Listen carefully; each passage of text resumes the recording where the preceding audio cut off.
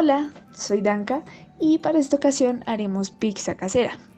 Para esto necesitamos harina, agua, sal, aceite vegetal, levadura, azúcar, tomate, queso, pimiento y carne molida.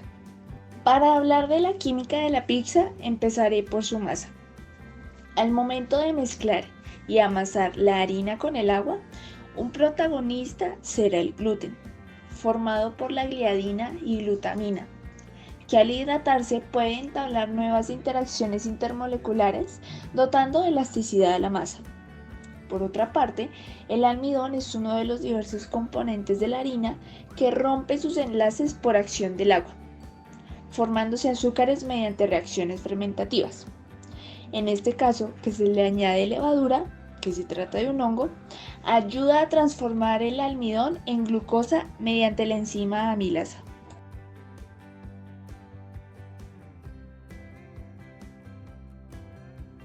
Ahora bien, nuestra pizza es picante, pero ¿por qué sabe así?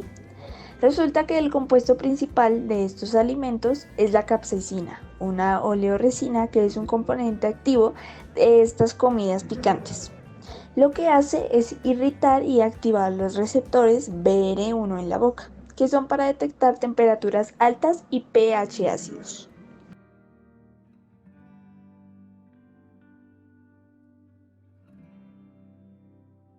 Se le agrega sal y azúcar para darle sabor a la masa.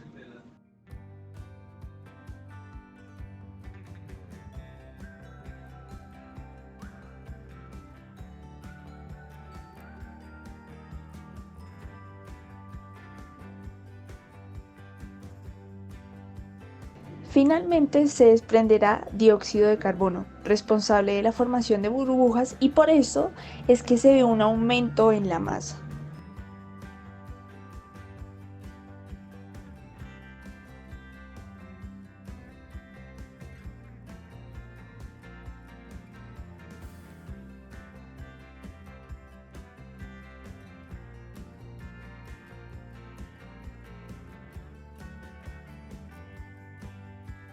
A la sartén se le agrega aceite vegetal, los pimientos que habíamos cortado anteriormente y por último la carne molida para que se cocine.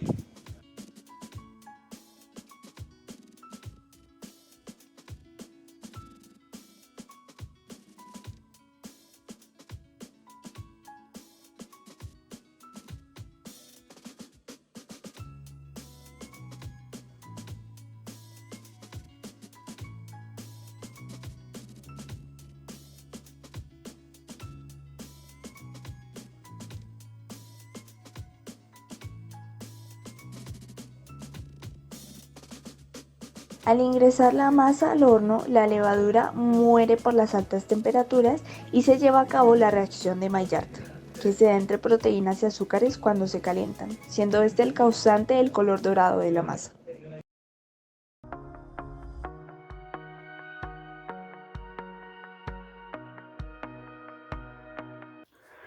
Muy buenas tardes, soy Óscar Augusto Vallejo Santos, curso el primer semestre en Geología de la Universidad Nacional y hoy les vengo a mostrar el segundo experimento de Más Ciencia, el cual consiste en detectar CO2 mediante un indicador de pH. Para esto les iré explicando a la medida que los voy mostrando para que nos rinda tiempo los dos, es que el propóleo tiene anticianina, el cual viene de las vacuolas que le dan el pigmento a la flor, las hojas y el fruto. Como pueden ver, al ser un pH neutro en el agua, se ve un color así medio morado, ya que el morado del mismo pigmento es más fuerte. Se preguntarán entonces qué hay en el vaso. En el vaso tenemos vinagre con bicarbonato de sodio, cuya reacción produce CO2. El CO2, al ser más denso que el aire, lo que hace es caer y mostraría el pH del CO2 claramente para detectarlo, como se mostrará a continuación. ¿Esto de qué sirve? Normalmente el mar por las mañanas es más ácido que por las noches, y eso se debe a las olas. Como pueden ver, tiene un tono más rojizo, lo cual significaría que tiene un pH ácido. En algunos acuarios, la del agua llega a resultar muy alcalina, lo que se utiliza el CO2 como estabilizador para volverla más ácida. Y se preguntarán, ¿pero esto realmente funciona? Sí. Esto, como pueden notar, es bicarbonato de sodio con agua, el cual utiliza el medidor de pH y tuvo una tonalidad azul. ¿Qué significa esto? Que es más alcalino. Se podría decir que tendría un pH aproximadamente de 8, mientras que el bicarbonato tenía un pH aproximadamente de 5. El pH es aquel que mide tanto la acidez como la alcalinidad de ciertas sustancias. Como les iba explicando, al volverse más alcalino, esto puede afectar muy duramente al ecosistema marino. Lo que se hace es estabilizarlo mediante una estabilización, es inyectarles la cantidad de CO2 necesario para dar la acidez específica y mantener todo bajo control. ¿Cuáles fueron las utilidades de esto? Sus materiales, por decirlo de una mejor forma: repollo morado, vinagre, yo utilicé vinagre de manzana, se puede utilizar cualquier vinagre, y bicarbonato de sodio. Con estos tres principales ya se podría hacer perfectamente, más utilizamos ciertas herramientas para facilitarnos, como fue alcohol, una picadora, una cuchara y demás. Espero que les haya gustado, muchas gracias y nos veremos hasta de pronto.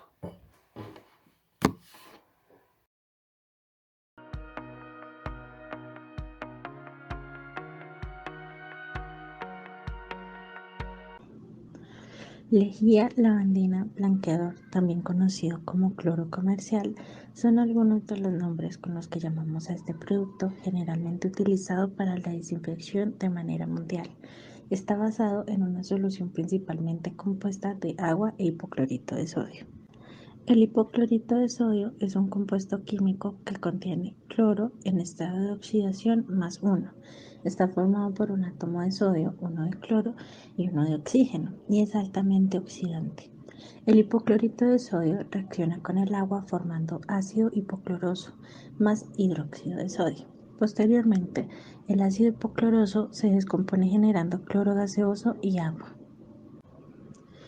Debido a su naturaleza irritante y tóxica, siempre se procura promover su buen uso de manera correcta, sobre todo tras el surgimiento de la emergencia sanitaria por COVID-19, donde la concientización sobre su uso y la manera correcta de usarlo, la precaución y promoción del cuidado para la seguridad y la salud de cada persona tomaron un papel realmente relevante en la vida de todo individuo. Tiene un alto espectro de actividad antimicrobiana y es de bajo costo. Se utiliza en industrias textiles como agente oxidante, en detergentes, tratamiento de aguas residuales, desinfectantes, entre otras cosas. Como se mencionó anteriormente, es utilizado como blanqueador, así que veremos el poder de la lejía y su funcionamiento a través del siguiente ejemplo. Tenemos un vaso de agua al cual añadiremos 2 gotas de colorante comestible y mezclaremos hasta que el agua quede totalmente tinturada. Posteriormente agregaremos lejía, aproximadamente 1/3 del agua que teníamos, y mezclaremos. Al mezclar y con el pasar del tiempo podremos notar cómo el color en el agua se desvanece. Es un procedimiento muy sencillo y hay guías prácticas para desarrollarlo, como la aquí utilizada. Así que nos preguntamos, ¿por qué se desvanece el color? Los blanqueadores oxidantes funcionan rompiendo los enlaces químicos entre las moléculas del tinte. Las moléculas resultantes, después de oxidarse, ya no absorben la luz visible, lo que resultará en colores desvaídos. Pero ¿y entonces cómo funciona el cloro como desinfectante? El cloro mata patógenos rompiendo las uniones químicas moleculares, como los enlaces químicos en el tinte en el ejemplo visto.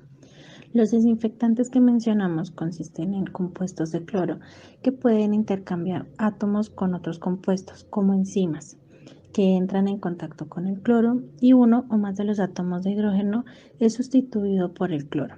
Eso provoca que la molécula se transforme o se rompa. De esta manera podemos ver cómo el hipoclorito de sodio es utilizado, entre otras cosas, para la desinfección. Cómo funciona y por qué es tan recomendado, incluso por ministerios de salud, para ser utilizado contra la prevención de patógenos, siempre bajo las medidas adecuadas. Aquí se pueden encontrar algunas referencias utilizadas en el video. Muchas gracias.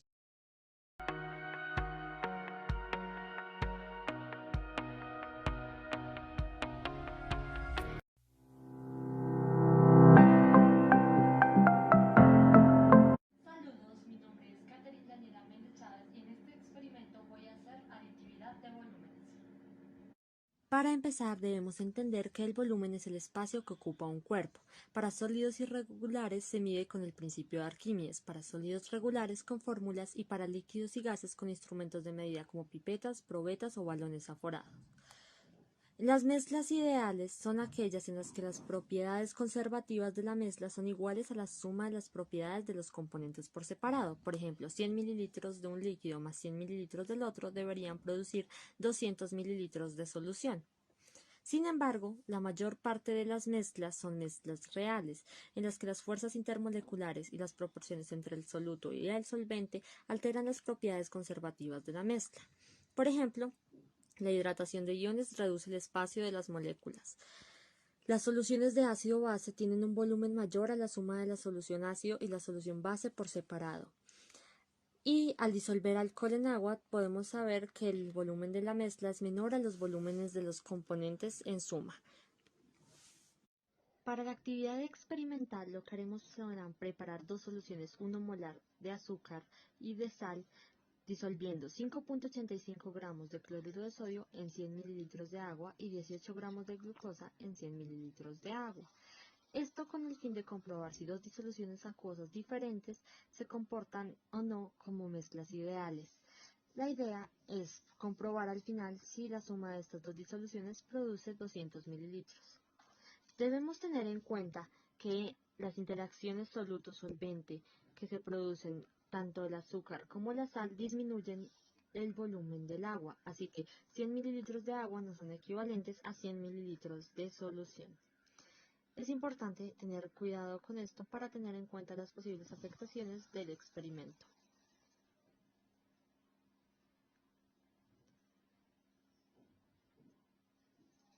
Es importante tener en cuenta que se debe agitar muy bien la mezcla para garantizar que todos los compuestos se solubilicen en su totalidad. Debemos agitar también la muestra de azúcar. Al final lo que vamos a hacer es introducir ambos compuestos en la probeta y comprobar si sus volúmenes dan o no 200 mililitros.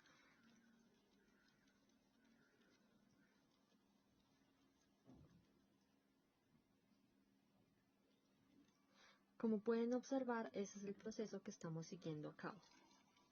Introducimos ambos y comprobamos que el primero llega hasta la línea de los 100 mililitros y el segundo llega un poco más abajo de los 200 mililitros, lo que prueba que los volúmenes no son aditivos y que entonces la propiedad no se comporta como una mezcla ideal.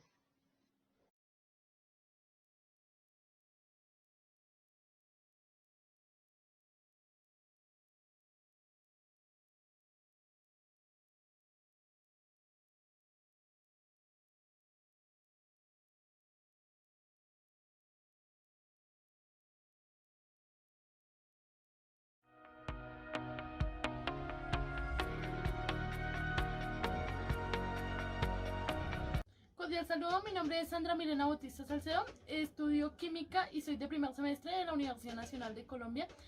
Me correspondió el experimento de detección de dióxido de carbono con indicador de pH y espero disfruten mi video. Para este experimento vamos a necesitar remolacha y alcohol para elaborar el indicador de pH. Para la generación de dióxido de carbono utilizaremos Alka-Seltzer añadiéndolo al indicador diluido en agua. ¿Por qué remolacha? Porque esta contiene unos pigmentos hidrosolubles llamados antocianinas y nos sirven de indicador de que cambian de color con ácidos o bases dependiendo del pH. El alcohol se añade para liberar la antocianina y se deja por 5 minutos.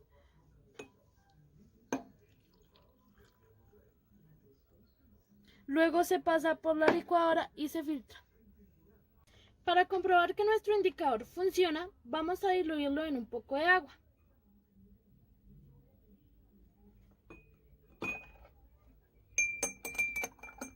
A continuación añadimos hipoclorito de sodio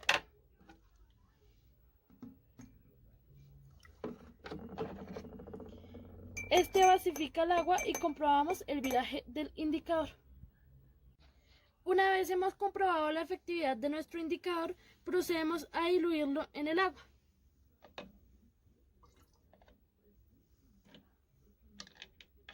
Esta tiene un pH cercano a 7, es decir, a la neutralidad.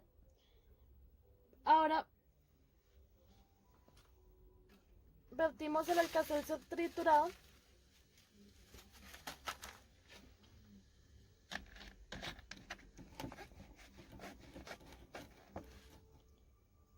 y cerramos el recipiente, ya que el CO2 es soluble en el agua cuando se mantiene a una presión constante.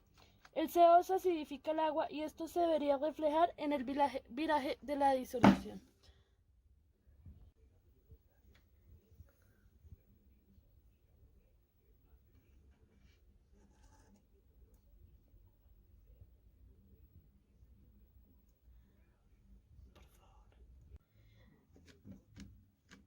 Vemos a la presión interna en la cual está nuestro recipiente.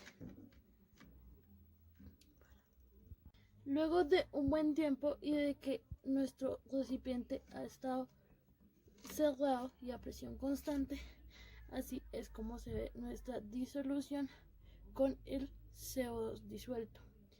Es muy leve, pero sí se puede notar el viraje del indicador.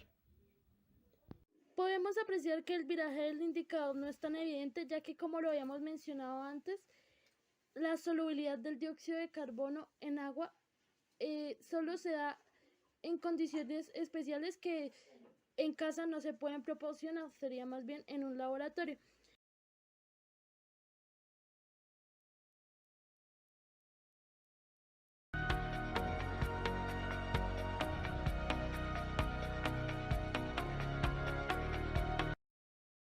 Al ir al supermercado y llegar al pasillo donde está el azúcar, se ve una clara diferencia entre dos tipos de azúcar. Una es blanca como la nieve y la otra es café como las arenas de algún desierto. Pero ¿no les ha surgido la duda de por qué el azúcar morena y el azúcar blanca son diferentes? Si poseen alguna diferencia, ¿en qué consiste? Si esa diferencia o diferencias influyen en la calidad del azúcar. Para responder esto debemos saber cómo se elaboran estos dos tipos de azúcar y cómo se diferencian. El proceso de elaboración parte de la misma manera para estos dos tipos de azúcar, únicamente se diferencian algunos aspectos, por lo que a continuación explicaré el proceso de elaboración del azúcar. Todo empieza en épocas de cosecha de la caña de azúcar. Ahí es acomodada en los camiones, luego llevada a la planta, también llamado ingenio, y ahí es lavada, cortada y molida. De este proceso se obtiene el llamado jugo crudo, que es la materia prima para la elaboración del azúcar. Clarificación. Luego el jugo crudo es llevado a purificarse. Esto se logra en un clarificador, en donde se eleva la temperatura del jugo crudo, haciendo que los residuos e impurezas se precipiten a la parte inferior y la parte líquida del jugo crudo que contiene la sacarosa se eleve, obteniendo como resultado jugo purificado y cachaza. Evaporación. El jugo purificado es concentrado a través de un proceso de evaporación, es decir, su temperatura es elevada con el fin de extraer la mayor cantidad de agua posible y hacer de esta manera la cristalización lo más simple posible. El subproducto del jugo purificado resultante es llamado meladura. Esta meladura es bombeada a una cámara de cristalización. Cristalización. En la cámara de cristalización se eleva la temperatura de la meladura y al mismo tiempo se agregan pequeños cristales semilla de sacarosa a los cuales el azúcar de la meladura se adhiere para formar cristales. Separación. La mezcla resultante es puesta en centrifugación, donde por movimiento rotativo y unos pequeños orificios que dejan escapar la melaza, pero no los cristales de azúcar, se logra separar estas dos sustancias. De este proceso se obtienen dos subproductos, la melaza y el azúcar refinado. Se disuelven los cristales de azúcar y vuelven a pasar nuevamente por un proceso de clarificación, cristalización y separación para hacer más puro el producto. Aquí es donde difieren el proceso de elaboración del azúcar blanca y el azúcar morena, ya que el refinado del azúcar blanca es de un 100% puro y el azúcar morena es aproximadamente un 95% secado. Los cristales de azúcar obtenidos son secados para eliminar cualquier remanente de humedad. Empacado. El azúcar es empacado y ya está listo para ser comercializado y consumido. Como se evidencia, el proceso de fabricación no difiere mucho, pero ¿el valor nutricional se ve alterado? Realmente no. Según la USDA, Departamento de Agricultura de los Estados Unidos, el azúcar morena y el azúcar blanco únicamente difieren en un valor de 5 kilocalorías. Esto ocurre porque el azúcar morena tiene un poco más de proteínas porque no está 100% pura, pero en general tienen el mismo valor nutricional. En conclusión, la diferencia entre el azúcar blanca y el azúcar morena es tan poca que prácticamente son iguales, por lo que consumir azúcar blanca o morena no conlleva ninguna ventaja aparente. Lo que sí hay que tener en cuenta es la cantidad de azúcar que consumimos diariamente. La Organización Mundial de la Salud estima que se debería consumir en torno a una cantidad de 25 gramos diarios de azúcar, pero los alimentos que consumimos diariamente tienen una gran cantidad de azúcar e incluso si compramos el azúcar en el supermercado, si se agrega en exceso en la comida que consumimos, puede poner en riesgo nuestra salud, por lo que antes de preguntarnos si deberíamos comprar azúcar morena o azúcar blanca, deberíamos preguntarnos si de hecho deberíamos comprar azúcar.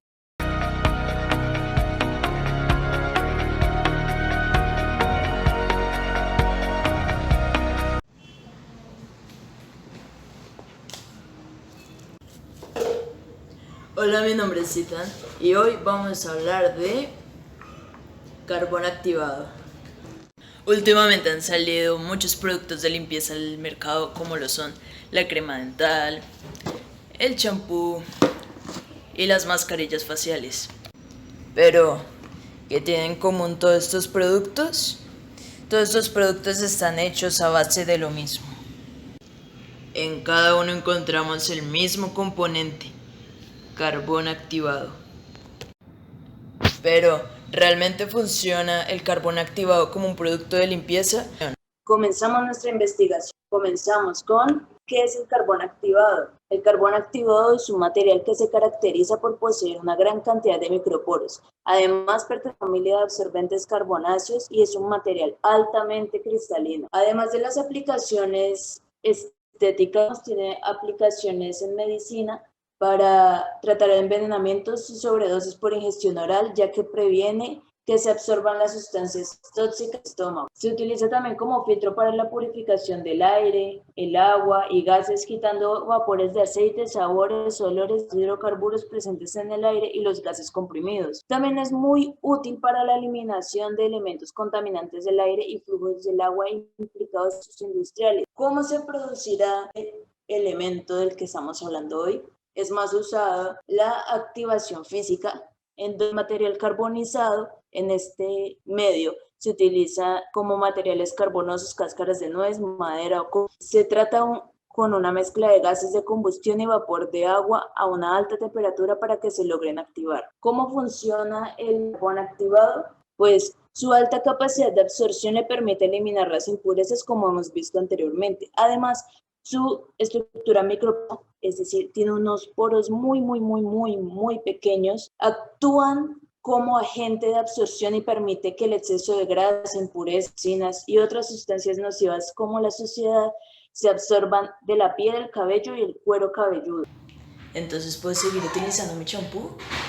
El champú de carbón activado limpia profundamente el cuero cabelludo, así que si sufres de caspa o de cuero cabelludo graso, este champú es el ideal para ti. Además de desintoxicar y limpiar los folículos de tu cabello, estarás estimulando su crecimiento, así que sí. ¿Y yo puedo seguir usando mi mascarilla?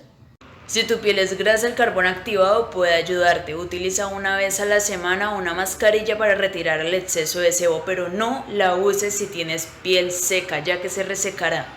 ¿Y yo puedo seguir utilizando mi crema? Si bien es cierto que el carbón activado logra eliminar manchas superficiales de los dientes, es demasiado abrasivo, así que puede dañar el esmalte de tus dientes, provocar la retracción de encías y aumentar la sensibilidad en los dientes, así que no lo recomiendo. En conclusión, debes de identificar en qué casos puedes utilizar el carbón activado para así evitar efectos contraproducentes. Gracias por ver el video, hasta luego.